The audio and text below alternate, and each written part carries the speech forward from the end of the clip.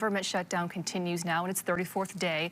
Joining us now to talk more about the shutdown is Dr. Daniel Giedeman, Department Chair and Professor of Economics at GVSU. Thank you for being here with us. So let's just first talk, what impact has the shutdown had on the economy so far overall? Just take us.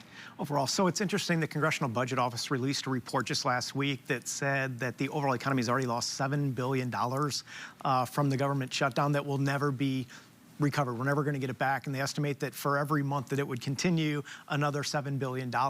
For overall consumers, normal households, we haven't seen a ton of direct effect yet. Now, if you're a federal employee, you're not getting paid, so that's obviously a clear problem for you, although the law says that they will get repaid in full once the shutdown ends.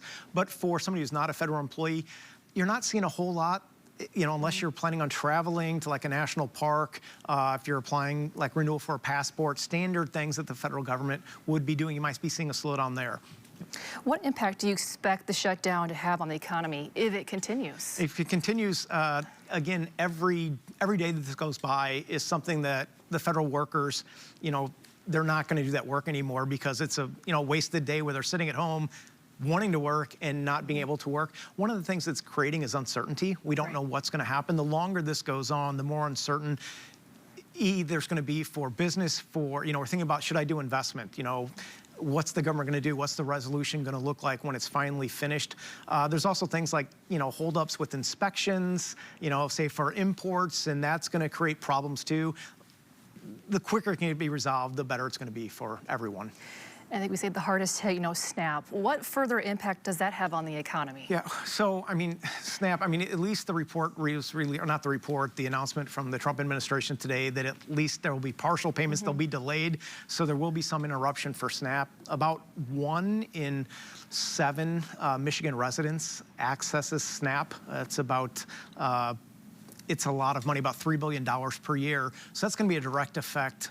Clearly on those people are going to have to make adjustments, about $180 per person per month.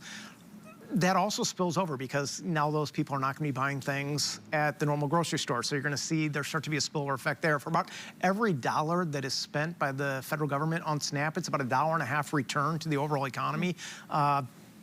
So there will be some spillover effects.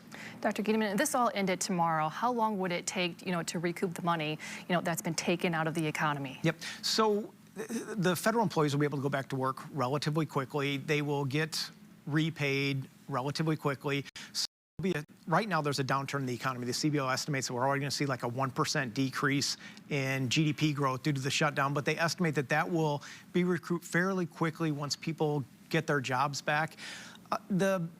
So it'd be relatively quick. The SNAP payments, it's not clear how quickly they'd be able to put that money in. Now, if it all goes away, maybe they could put that money right on the cards immediately.